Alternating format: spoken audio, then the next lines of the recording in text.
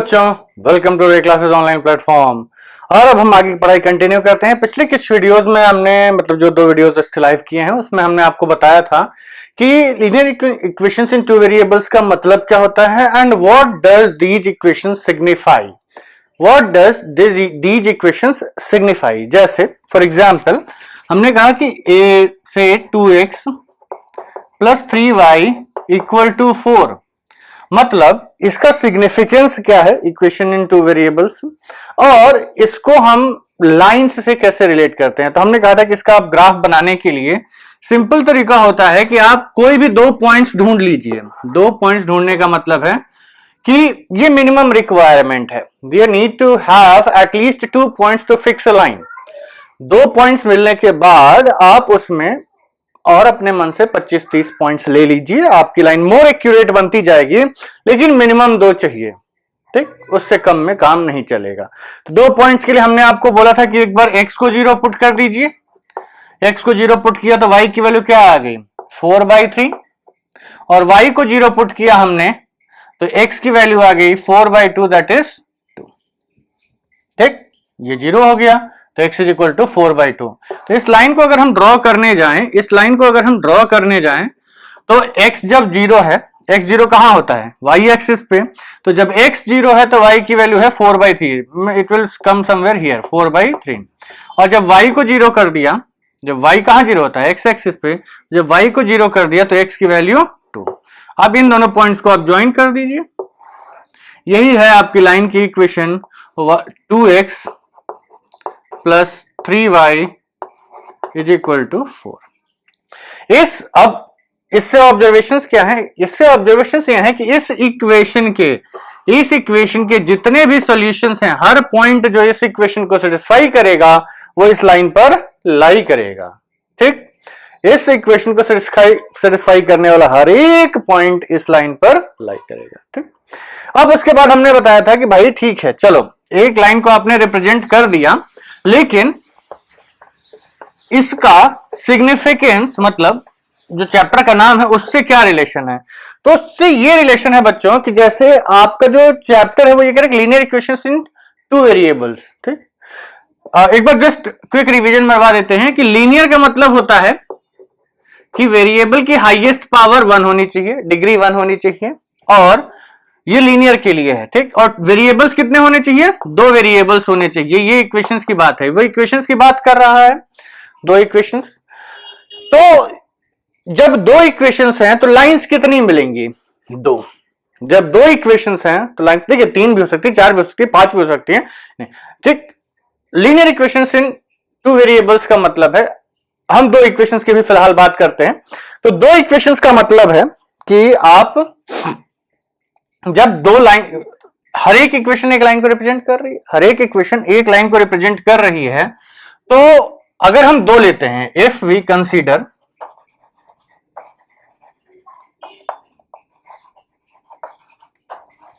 To equations, तो क्या होगा बच्चों, तो होगा ये कि पॉसिबिलिटीज 3 बन जाएंगी। एक पॉसिबिलिटी होगी कि वो लाइंस इंटरसेक्टिंग हो जाएं, जो कि सबसे ज्यादा चांसेस होते हैं, किसी भी रैंडमली 2 लाइंस होती हैं तो उसमें सबसे ज्यादा चांसेस होते हैं कि वो इंटरसेक्टिंग हो जाए। दूसरी पॉसिबिलिटी होती है कि लाइंस पैरेलल हो जाए, और तीसरी पॉसिबिलिटी होती है कि वो लाइन सेम हो जाए, ठीक। इन एरोज का मतलब होता है कि this line is extended to infinity on both this sides. तो ये हो गया, ये हो गया, ये हो गया। इस केस में हमने आपको पिछली क्लास में बताया था कि 1 सॉल्यूशन,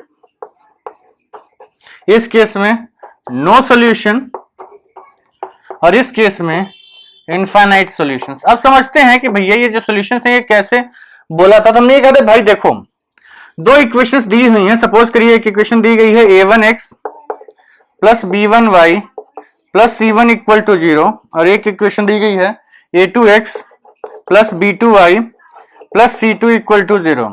तो इन दोनों इक्वेशंस को जब हम ड्रॉ कर रहे हैं तो इन तीनों में से एक पॉसिबिलिटी बन रही है। तो इन तीनों में से जब एक पॉसिबिलिटी बन रही है तो हम ये कहेंगे कि भैया अगर ये केस बन रहा है तो ये जो पॉइंट है, ये पॉइंट एक ऐसा पॉइंट है जो इस लाइन पर भी लाई कर रहा है, और यही पॉइंट ऐसा पॉइंट है जो इस लाइन पर भी लाई कर रहा है। मतलब इस लाइन पर लाई करने वाले इनफाइनाइट पॉइंट्स होंगे, इस लाइन पर लाई करने वाले भी इनफाइनाइट पॉइंट्स होंगे, लेकिन ये इकलौता पॉइंट ऐसा है जो दोनों पर लाई कर रहा है।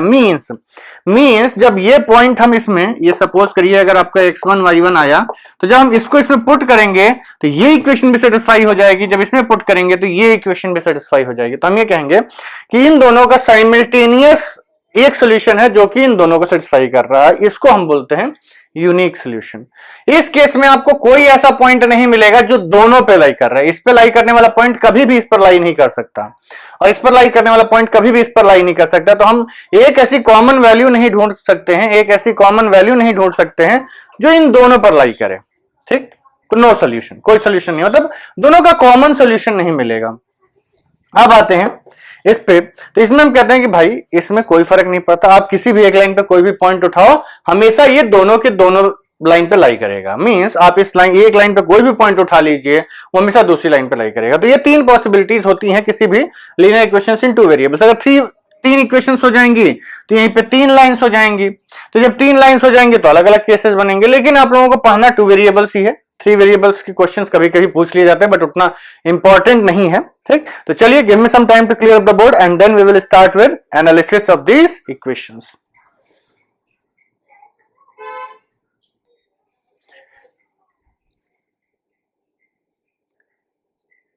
ठीक है बच्चों, तो देखिए हमने बोर्ड पर तीन इक्वेशंस लिखी हैं, तीन मतलब तीन सेट ऑफ इक्वेशंस लिखी हैं, दो यहां पे, दो यहां पे, दो यहां पे, और इन हर एक इक्वेशंस आपके हर एक एक केस को एक सिग्निफाई करती है। जैसे ये इंटरसेक्टिंग है, ये पैरेलल है और ये सेम लाइंस है, सॉरी ये इंटरसेक्टिंग है, ये सेम है और ये पैरेलल लाइंस है। अब हम ये समझेंगे कि भाई क्या हम हर बार ग्राफ बना के ही बता पाएंगे कि लाइंस किस टाइप की हैं। मींस लाइंस को जज करने के लिए do we need to draw the entire line graph every time, do we need the graph? तो इसका आंसर है नहीं, लेकिन उसको समझने से पहले आपको एक रिलेशन समझना होगा, और वो रिलेशन समझना सबसे ज्यादा जरूरी है। क्लास 11th में जाके जब आप स्ट्रेट लाइंस पढ़ेंगे तो उसमें ये कॉन्सेप्ट बहुत यूज होता है। ठीक, कि वहां पर हम सीधे लाइन को देख के ये बता सकते हैं कि लाइन किस टाइप की है, पैरेलल है, इंटरसेक्टिंग है, सेम है। तो चलिए स्टार्ट करते हैं, एक एक हर एक लाइन को छोटा छोटा हम ड्रॉ करेंगे। ठीक, पॉइंट्स नहीं लिखेंगे, ये चलिए लिख भी देते हैं। सपोज करिए इसके लिए हमने दो पॉइंट्स निकाले हैं, x y। इसमें हम यहीं पर हम दोनों ड्रॉ कर लेते हैं। हम एक्चुअली टारगेट है हमारा कि एक ही बोर्ड पे सब कुछ आप लोगों के लिए लिख दिया जाए। यह है आपका x y, x0 y0। जब इसमें x को 0 पुट किया तो y की वैल्यू क्या आ गई, 0। और जब इसमें y को 0 पुट किया, तो अब देखिए इसमें 0 पुट करके फायदा नहीं है क्योंकि लाइन ओरिजिन से पास कर दी। तो हम क्या पुट करेंगे, से हम y की जगह 1 पुट करेंगे तो x की वैल्यू आ गई 2। x की जगह y की जगह आपने 1 पुट किया तो x की, देखिए आप x ही जनरल पुट करने की आदत होती है, x ही पुट कर लीजिए, कोई दिक्कत नहीं है। आपको केवल दो पॉइंट्स निकालने हैं, तो चाहे आप x पुट करके निकालो चाहे y पुट करके निकालो। तो ये लाइन 0 0 और 2 1 से पास कर रही है। इस लाइन को देखते हैं तो x y, जब आपने x को 0 पुट किया तो ये आ गया -20/4, y इज इक्वल टू +20/4, तो ये आ गया आपका 5। मतलब जब x 0 है तो y की वैल्यू 5 है, और जब y 0 है तो 3x -20 इज इक्वल टू 0 और x इज इक्वल टू 20/3। तो ये आपका आ गया, जब आपने y को 0 पुट किया तो ये 20/3 आ गया। ठीक, तो चलिए हमें दो पॉइंट्स दोनों लाइन पे मिल चुके हैं, तो हम इस ग्राफ को पूरा ड्रॉ करने के लिए सक्षम है। तो क्या करते हैं, x एक्सिस और y एक्सिस दोनों ड्रॉ कर लीजिए। यह है आपकी x। तो अब देखिए x को 0 y को 0, मतलब पहली लाइन यहां से पास हो रही है, और x को 1 पुट किया तो y की वैल्यू 2, समथिंग लाइक दिस। जो पहली लाइन है आपके x - 2y इक्वल टू 0, ये वाली है। दूसरी लाइन पे आते हैं, जब आपने x को 0 पुट किया तो y की वैल्यू है 5। ठीक, समवेयर हियर, अप्रोक्सीमेट ही बना रहे हैं। और जब आपने y को 0 पुट किया तो ये 20/3, 6 3 18 और 6 पॉइंट समथिंग आएगा, तो यहां पे आएगा। मींस ये लाइन जो है वो कुछ इस तरीके से पास कर जाएगी। अगर आप ग्राफ पेपर में बनाएंगे तो देखेंगे कि इसके कोऑर्डिनेट्स आते हैं 4 एंड 4 माइनस 2, 4,2 और इसमें आएगा 3 2 जा 48 12 एंड 48 4,2 इसका आंसर आएगा बच्चों। ठीक, अभी आप लोग सीख जाएंगे कैसे सॉल्व करना है। ये 4,2 ऐसा पॉइंट होगा जो दोनों को सेटिस्फाई करेगा। चेक करना चाहते हैं, चेक कर लीजिए। जब आप x की जगह यहाँ 4 पुट करेंगे पहली इक्वेशन में और y की जगह 2 पुट करेंगे तो 4 माइनस 4 0 आ गया, पहली इक्वेशन सेटिस्फाई कर गई। दूसरी इक्वेशन में पुट करिए तो 3 इंटू 4 प्लस 4 इंटू 2 माइनस 20 क्या आता है, ये 12 हुआ, ये 8 हुआ, माइनस 20 तो 12 प्लस 8 20 माइनस 20 इक्वल टू 0, ये भी सही हो गया। मतलब 4,2 एक ऐसा पॉइंट है जो दोनों लाइंस पे लाई कर रहा है, इसके अलावा और कोई पॉइंट नहीं। जैसे आप इस लाइन पे 0 0 उठाएंगे तो इसको सेटिस्फाई नहीं करेगा, यहाँ 0 0 पुट कर देंगे तो माइनस 20 इज इक्वल टू 0, ये गलत हो जाता है। माइनस 20 इज इक्वल टू 0 ये गलत हो जाएगा। देखिए समझ लीजिए, ये कॉन्सेप्ट समझिएगा कि लाइन पे पॉइंट लाई करने का मतलब क्या है। हमने इस पे एक पॉइंट निकाला है ना 0,0, एक और पॉइंट निकाला है 2,1। हम क्यों कह रहे हैं कि 4,2 ही इसका आंसर है, ये इसलिए कि आप ये दोनों पॉइंट इस लाइन पे लाई कर रहे हैं ना, पुट करके देख लीजिए दूसरे में। तो जब हम 0,0 पुट करेंगे तो 0 plus 0 minus 20 is equal to 0, क्या ये सही है, ये गलत है। मतलब ये पॉइंट दूसरी लाइन पे नहीं लाई करेगा। इसको पुट करें तो ये आएगा 3 इंटू 2 प्लस 4 इंटू 1 माइनस 20, कितना आ रहा है 6 plus 4 minus 20 is equal to minus 10। क्या ये 0 के बराबर है, नहीं। तो इसका मतलब ये दोनों पॉइंट्स दूसरी लाइन पे लाई नहीं कर रहे, मतलब केवल यही पॉइंट ऐसा है जो दोनों लाइन पे लाई करेगा। कॉमन सेंस लगाइए, ग्राफ जो है आपका वो इसी पॉइंट से पास कर रहा है, तो ये दोनों जो लाइंस हैं, ये जो दोनों पॉइंट्स हैं एक दूसरी लाइन पर नहीं लाई करेंगे। चलिए अब आगे बढ़ते हैं, दूसरा वाला ग्राफ बना लेते हैं। नहीं चलिए पहले से हम इसके जो रेशियोज देखना चाहते हैं वो देख लेते हैं। अगर हम इस इक्वेशन को देखें और standard equation of line, standard equation of line क्या होती है, ax plus by plus c, ठीक, या a1x plus b1y plus c1 equal to 0। दो इक्वेशंस की बात है तो हम इसको कंपेयर किससे करेंगे, ax plus by plus c equal to 0, ये आपकी स्टैंडर्ड इक्वेशन ऑफ लाइन है। दो इक्वेशंस हैं तो हम क्या करेंगे, इनको नंबर्स दे देंगे, a1x plus b1y plus c1 equal to 0 और ये आपका आएगा a2x plus b2y plus c2 equal to 0। तो इस अगर मान लीजिए ये दोनों इक्वेशंस होती तो इस इक्वेशन से कंपेयर करके आप क्या लिखेंगे, हम कहेंगे कि a1 की जगह पहली इक्वेशन में आपको मिलेगा a1 की जगह 1 पुट कर दीजिए, b1 की जगह -2 पुट कर दीजिए और c1 की जगह 0 पुट कर दीजिए। तो a1 की जगह 1 पुट करेंगे तो ये x, b1 की जगह -2 तो x minus 2y plus 0 is equal to 0। Same equation मिल गई।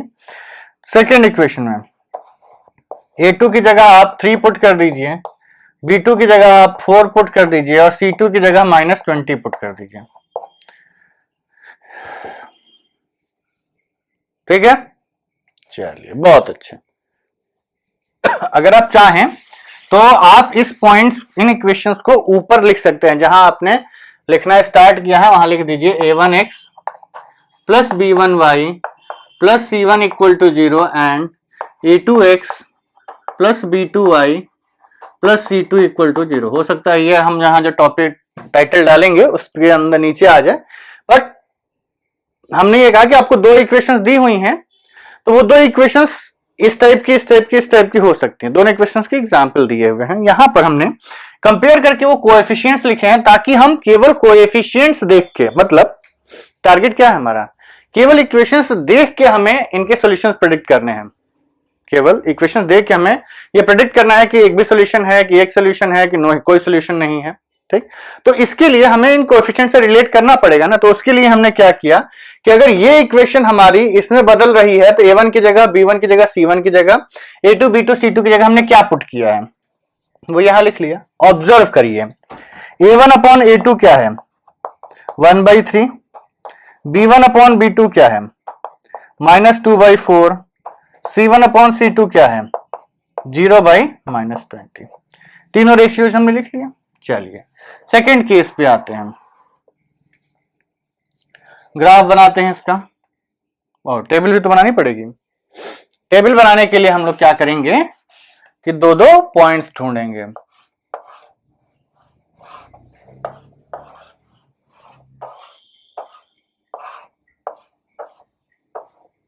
आपने एक्स वाई, एक्स को 0 पुट किया, 2x plus 3y minus 9 equal to 0 है। आपने x को 0 पुट किया, 3y इज इक्वल टू 9 आया, y इज इक्वल टू 3, मतलब x 0 तो y की value 3।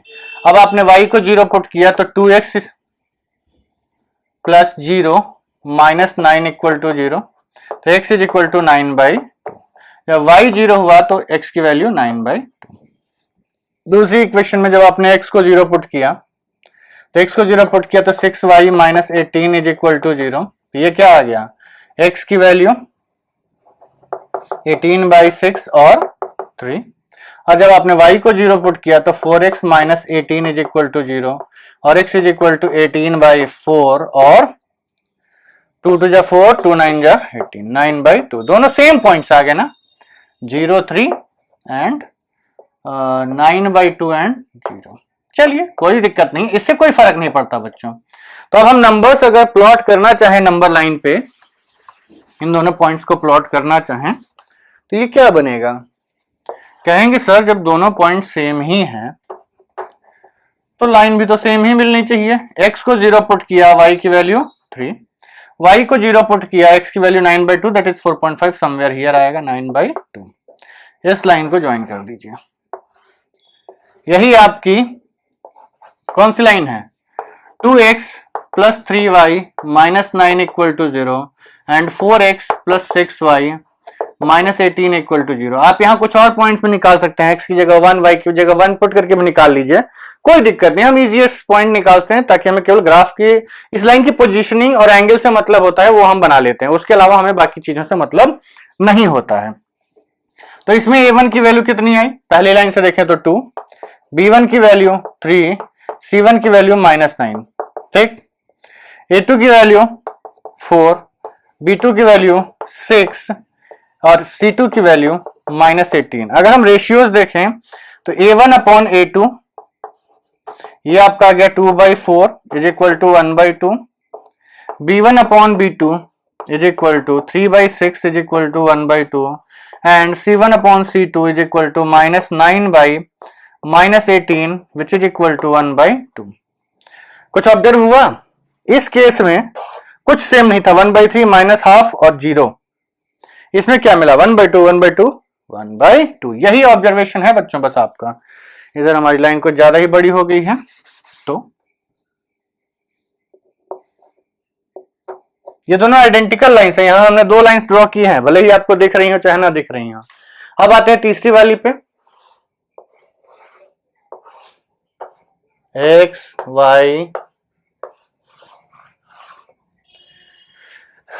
Okay x y, x को 0 पुट किया, y की वैल्यू 2 और y को 0 पुट किया, x की वैल्यू 4, ठीक। x को 0 पुट किया, y की वैल्यू 6 और y को 0 पुट किया तो x की वैल्यू, x को 0 पुट किया, y की वैल्यू 6 और y को 0 पुट किया, सॉरी x को 0 पुट किया तो y की वैल्यू 3 आएगी ना, ये गायब हो गया, 12/4 इज 3 और y को 0 पुट किया तो x इज इक्वल टू 6, ये वाला। ओ सॉरी, दूसरी लाइन का दूसरी लाइन में लिख रहा हूं मैं, चलिए कोई बात नहीं बच्चों, फिर से लिख देते हैं हम। इसी को कहते हैं सिली मिस्टेक्स, ये गलतियां कभी मत करना तुम लोग, ठीक। कहोगे हम भी करते हैं, तो भाई देखो हमें जो करना था हम कर चुके। एक्स वाई, एक्स को 0 पुट किया, y की वैल्यू 2, y को 0 पुट किया, x की वैल्यू 4, x को 0 पुट किया,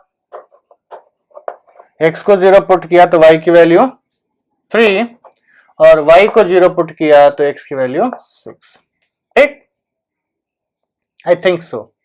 चलिए अब लाइंस ड्रॉ कर लेते हैं।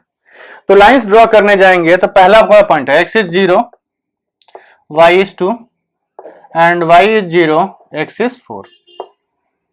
पहली लाइन ये है, आप लोग ग्राफ पेपर में बनाइएगा, एकदम सही बनेगी। x plus 2y minus 4 equal to 0, और x को 0 पुट किया, y की वैल्यू 3 और 4 6। ठीक है, ये आपकी लाइन है 2x plus 4y minus 12 equal to 0। बताओ ये दोनों लाइंस कभी मीट करेंगी? कभी जिंदगी में मीट नहीं करेंगी, दुश्मन है, जानी दुश्मन है सब। तो इसमें अगर हम कंपेयर करके लिखें तो a1 की वैल्यू 1, b1 की वैल्यू 2, c1 की वैल्यू -4, a2 की वैल्यू 2, b2 की वैल्यू 4, c2 की वैल्यू -12। तो यहां से क्या मिला हमको?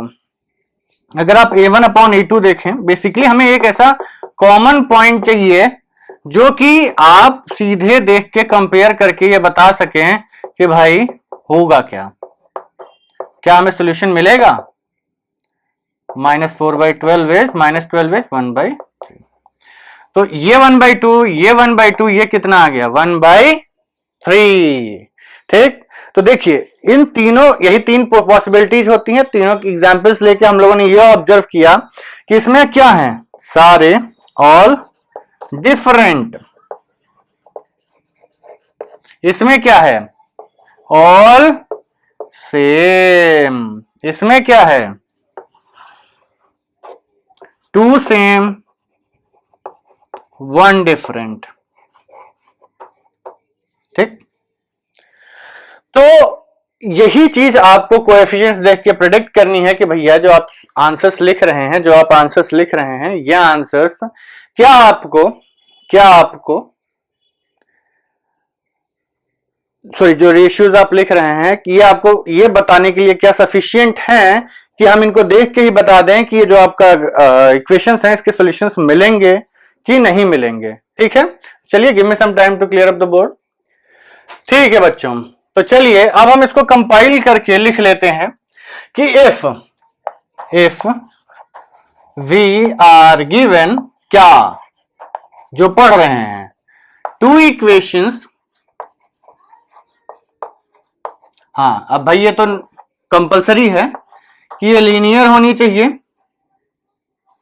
एंड 2 वेरिएबल्स भी होने चाहिए। If we are given 2 linear equations in 2 variables, then suppose करिए वो इक्वेशंस आपको दी हुई हैं a1x plus b1y plus c1 equal to 0 and a2x plus b2y plus c2 equal to 0। तो देयर आर 3 पॉसिबिलिटीज कि या तो इन दोनों इक्वेशंस का यूनिक सॉल्यूशन मिलेगा, या तो इन दोनों इक्वेशंस के एक भी सॉल्यूशन नहीं मिलेंगे, और या तो इन दोनों इक्वेशंस के इनफाइनाइट सॉल्यूशंस मिलेंगे। ठीक है, तो चलिए स्टार्ट करते हैं कि कब क्या मिलता है। केस 1, पहला केस ये होता है कि if a1 upon a2 is equal to b1 upon b2 ना हो, अगर a1 अपॉन a2 इज और b1 अपॉन b2 इन दोनों की वैल्यू, ये रेशियो अगर सेम ना हो, अगर ये सेम ना हो, देन इक्वेशंस हैव यूनिक मतलब जो जिसकी आइडेंटिटी यूनिक हो, यूनिकली आप इसको डिस्टिंक्ट कर सकें, यूनिक सॉल्यूशन। ठीक, और इन क्रूड वर्ड्स हम कह सकते हैं वन सॉल्यूशन। ठीक, इसको हम कहते हैं कि इक्वेशंस आर कंसिस्टेंट। कंसिस्टेंट मतलब सॉल्यूशन एग्जिस्ट कर रहा है, equations are consistent. Second, if a1 upon a2 is not equal to, या a1 upon a2 is equal to b1 upon b2। भाई दो ही पॉसिबिलिटीज है ना। पहले आप क्या करेंगे, a1 a2 और b1 b2 का रेशियो निकालेंगे। आप पहले A1 A2 और B1 B2 का रेशियो निकालेंगे। अगर वो दोनों बराबर नहीं निकले, अगर वो दोनों बराबर नहीं निकले तो हम सीधा कह देंगे कि हमारी इक्वेशन का यूनिक सोल्यूशन है और ये कंसिस्टेंट सोल्यूशन है। अगर ये दोनों बराबर हो जाते हैं, अगर ये दोनों बराबर हो जाते हैं तो आपके पास दो पॉसिबिलिटीज हैं, तब आपको C1/C2 भी निकालना पड़ेगा। अगर ये बराबर हो गया, ठीक, बराबर नहीं हुआ तो यहीं पे खत्म केस, लेकिन अगर बराबर हो गया तो फिर हम चेक करेंगे कि भाई C1 C2 की क्या स्थिति है। क्या C1 C2 इसके बराबर नहीं है या बराबर है? अगर ये दोनों बराबर नहीं हुए तो कंसिस्टेंट यूनिक सॉल्यूशन। अगर ये दोनों बराबर हुए लेकिन इसके बराबर नहीं हुए तो हम कहेंगे देन इक्वेशंस आर इनकंसिस्टेंट, ये वर्ड याद रखिएगा, और हैव नो सॉल्यूशन का solution, they have no solutions. ठीक, लेट्स, इसको हम इनकंसिस्टेंट पेयर ऑफ इक्वेशंस भी बोलते हैं, इसको कंसिस्टेंट इक्वेशंस भी बोलते हैं। तीसरा आते हैं, अगर ये तीनों बराबर हो गए, अगर ये तीनों बराबर हो गए तो हम ये कहेंगे कि द लाइंस, या इस केस में हम कहेंगे ये इंटरसेक्टिंग लाइंस को रिप्रेजेंट करता है। अगर A1/A2 is not equal to intersecting lines, inconsistent वाला ये रिप्रेजेंट करता है पैरेलल लाइंस को।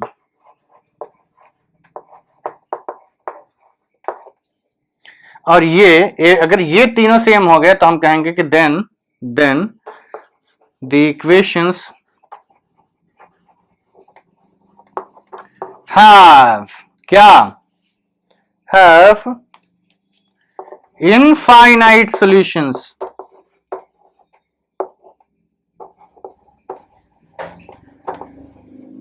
और ये भी कह सकते हैं कि the lines are identical, same lines हैं, आइडेंटिकल, ये इतना व्हाइट हो जा रहा है कि देखें क्या हम, आइडेंटिकल।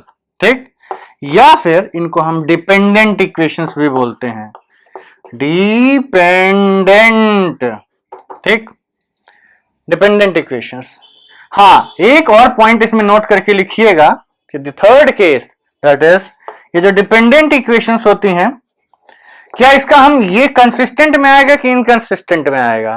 तो हम कहेंगे भाई कंसिस्टेंट का मतलब क्या होता है? कंसिस्टेंट का मतलब होता है कि सॉल्यूशन मिल रहा है या नहीं मिल रहा है। Even if you are getting one solution और infinite solutions, it doesn't matter, you got a solution. एक सॉल्यूशन मिल गया, इक्वेशन कंसिस्टेंट हो गई। तो इनफाइनाइट भी मिलेंगे तो भी हम कहेंगे कि डिपेंडेंट इक्वेशंस आर ऑलवेज क्या, कंसिस्टेंट। जो डिपेंडेंट इक्वेशंस होती हैं ये हमेशा कंसिस्टेंट इक्वेशंस होती हैं। कभी ये कंफ्यूजन मत रखना कि केवल यूनिक सॉल्यूशन को ही हम कंसिस्टेंट बोलेंगे।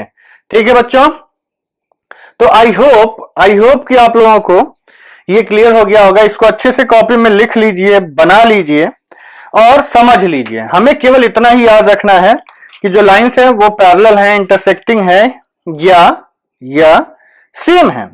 अगर इंटरसेक्टिंग है तो यूनिक सॉल्यूशन, पैरेलल है तो नो सॉल्यूशन, और सेम है तो इनफाइनाइट सॉल्यूशंस। यही तीन केसेस आपको देखने हैं, यही आपको हमेशा देखने होंगे। अब आप एक्सरसाइज 3.1 तो आप लोग बहुत पहले ही कर सकते थे। Exercise 3.2, exercise 3.1 and 3.2। 3.1 को हमने इसलिए अभी तक डिस्कस नहीं किया कि उसमें कुछ खास है नहीं, पर चलिए हम डिस्कस कर देंगे।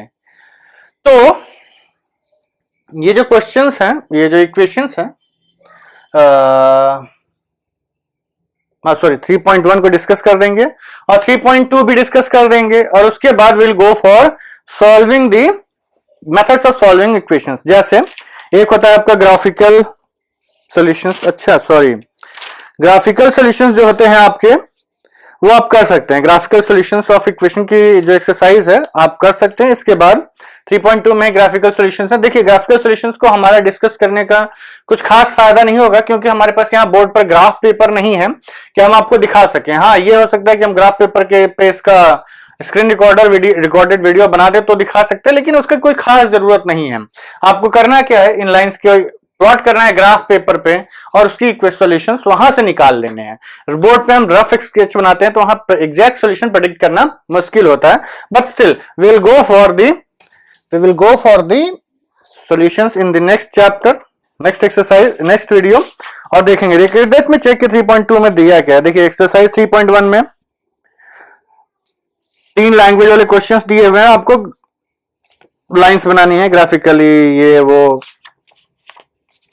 जो 3.2 एक्सरसाइज है उसमें form the pair of linear equations in following problems and their solutions and find their solutions graphically. आपको ग्राफिकली निकालना है। क्वेश्चन नंबर 2 में A1 B1 A2 B2 AC2 AC1 C2 को कंपेयर करके प्रेडिक्ट करना है कि लाइंस आर पैरेलल या इनकंसिस्टेंट या कंसिस्टेंट है, और थर्ड में भी यही करना है। फोर्थ में in which of the following pairs of linear equations are consistent and inconsistent. Fourth में भी वही करना है कि आपको पहले पता करना है, उसके बाद उसमें आपको सॉल्यूशन भी ग्राफिकली ही निकालना है, और उसके बाद 5, 6, 7 आपके लैंग्वेज वाले क्वेश्चंस है। तो इन the next video will be starting with the discussion of 3.1 and 3.2 both, दोनों को हम डिस्कस कर देंगे। अभी आप लोग 3.1 3.2 लगा लीजिए, और ये वीडियो अब इस चैप्टर में कुछ खास है नहीं। अब इसके बाद हम एक्सरसाइज डिस्कस करके सब्स्टिट्यूशन वाला मेथड बता के, फिर एलिमिनेशन बता के, फिर एक्सरसाइज डिस्कस करके इसके चैप्टर को खत्म करेंगे। तो ठीक है, तो चलिए इस वीडियो के लिए इतना काफी है। See you in the next video, bye bye.